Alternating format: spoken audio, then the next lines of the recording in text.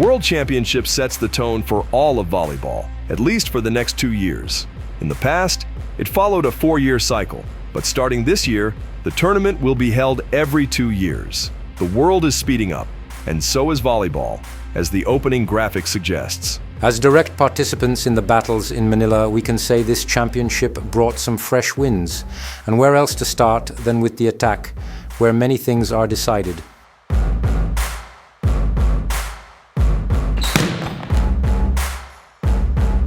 Let's start with the quick attack from the middle of the net, or as volleyball players call it, from zone 3. The setter needs a perfect reception for it. But what if the reception isn't perfect? What if the ball lands a few steps away from the net? This is when you recognize a true master, by how they adapt.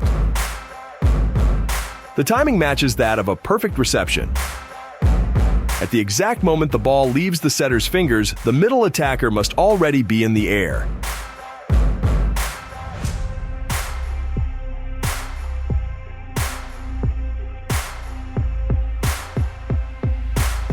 Everything depends on the coordination between the setter and the attacker. When the setter sets from about 2 meters off the net, he has 2 options. Either push the ball slightly toward the net, or keep it directly above himself and above the attacker who's just taking off. The advantage? The ball is farther from the net and harder for the opponents to block. The disadvantage?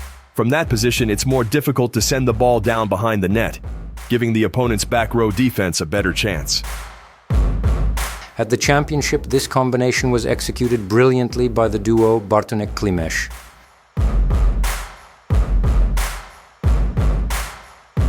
The Americans used a similar style of play in the middle. Fast, precise, and hard to block. On the other hand, the Bulgarians preferred the first option, having the setter push the ball closer to the net. But now, it gets serious. The setter must decide whether to attempt a quick middle attack, even when running all the way to the 3-meter line to reach the ball.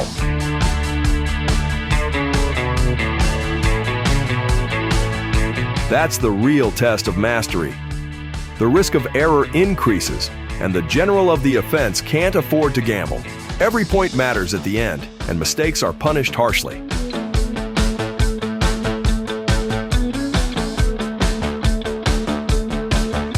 In such a situation, there's only one option left.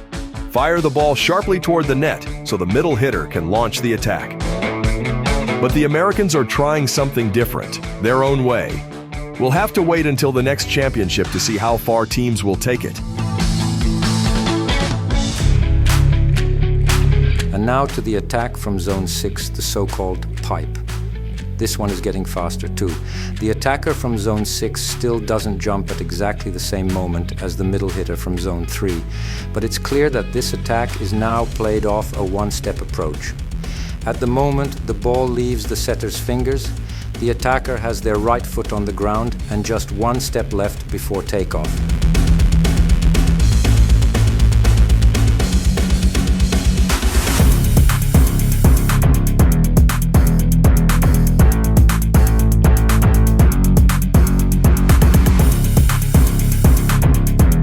And now a widely discussed topic, the so-called power tip.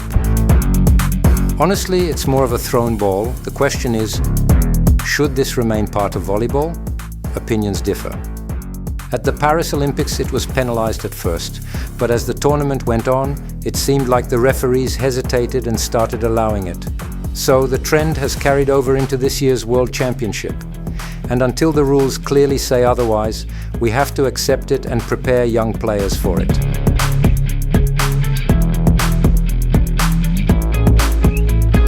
We're also seeing more and more power tips using both hands. Honestly, when the motion goes from top to bottom, it can make sense. But many executions don't seem very meaningful or effective. In those cases, a well-controlled hard spike would be far more efficient. It's a different story when it's a smart lob into the block or a two-handed power tip by the setter. That definitely has its place. Well, let's wait and see where the evolution of the attack hit goes next. And to wrap up, here are two classic volleyball situations. First, a push attack by Italy's Micheletto, and then an emergency power tip by Poland's Leon with his left hand, one that even the excellently performing Monique couldn't reach. Reception is closely tied to attack, and the championship also brought new trends in this area. Let's start with the basics. The float serve is becoming less and less effective in men's volleyball, because unlike women, men often handle it with an overhead technique, standing closer to the net.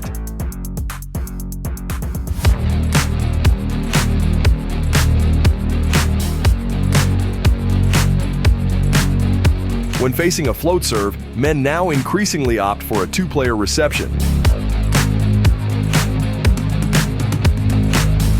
The third player steps out of the formation to have more space and focus for the next attack.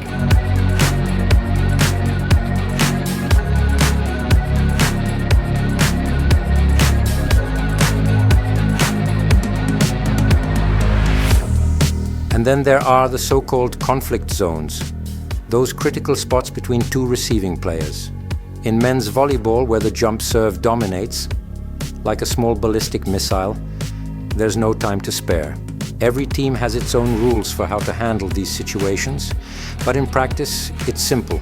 There's no time to decide who should receive.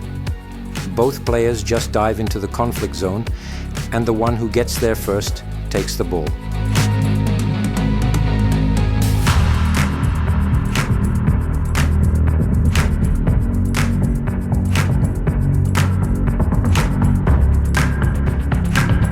I mentioned new trends, and the most visible one came with a rule change. Players are now allowed to change positions already during the toss of the opponent's serve. This opens up new possibilities. For example, the libero can move into the most vulnerable zone 6, the center of the formation. Or players can simply shift based on where they expect the serve to go. Other tactical tricks are also emerging. Changing positions at the last moment forces the server to track the opponent's movement, stealing precious time and focus from their serve.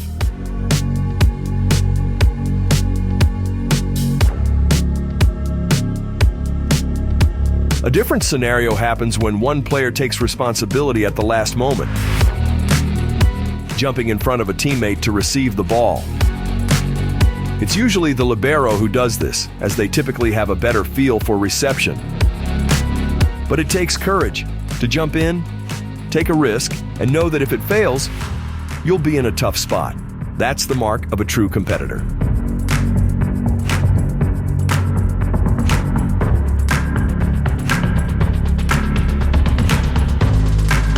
And finally, one more trend, a logical response to the so-called ballistic missile, meaning the rocket serve. We know there's no time to move sideways against that kind of power. So the reception space simply needs to be clogged. And how? By adding a fourth receiver.